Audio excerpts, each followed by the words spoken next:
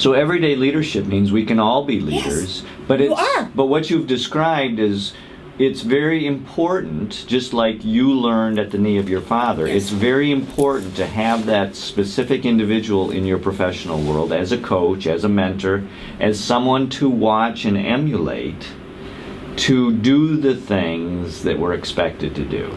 To watch and emulate, Mike, and also to set an environment in which I feel I have the freedom and the responsibility to serve the customer as the situation arises. So, this comes out to empowerment and things like that we all talk about. So leadership is about what I do, or is leadership about what I create? Leadership to me is about someone in the organization, which we traditionally think of as the chief kahuna, setting an environment in which I, as an employee, want to do better, to strive. I always say here at the university, for example, the job of President Simon is that of being an atlas. She holds the university world on her shoulders. Yes, she sets a vision, yes, she sets a direction, but fundamentally, a leader's job is to make it easier. Her job is to make it easier for the deans to run the college. The job of the deans is to make it easier for the chairs to run the department. The job of the chairs is to make it easier for the instructors to run the classroom. My job in the classroom is to set the environment in which the students want to learn. My job is not to teach. There's a big difference. So leadership sets the environment in which the employee feels that sense of ownership, feels that sense of pride in the brand, in the company, that he becomes or she becomes part owner of that brand. So therefore, they serve the customer better, which leads to all the good things that we want to have it lead to. But leadership is setting that environment. As we look at setting the environment, and as we look at how leaders have to really understand what their role is, this is not something intuitively that we just know to do. This is something that we have to learn. How does one learn to be a good leader?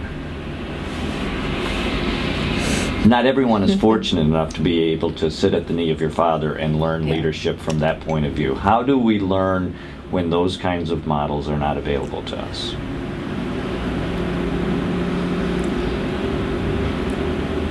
One thing I firmly believe in that all good leaders do, I would say maybe there's two things.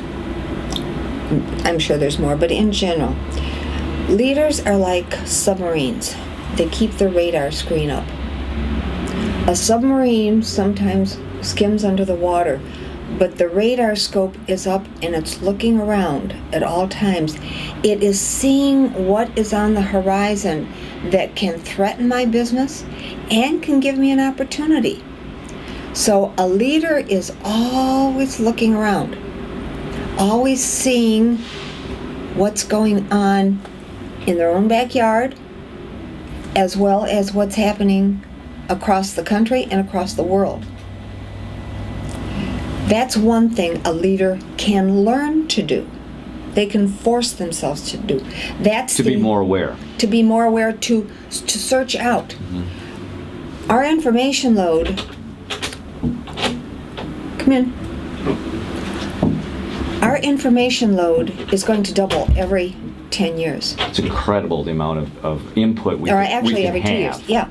So getting information is not going to be the problem. Sorting information may be a terrible problem. Is going to be the information. That's one of the problems. The other aspect, in addition to this radar screen, is to become Mr. Keating in Dead Poet Society. Every one of the business people, every one of so-called leaders, will have access to the same information.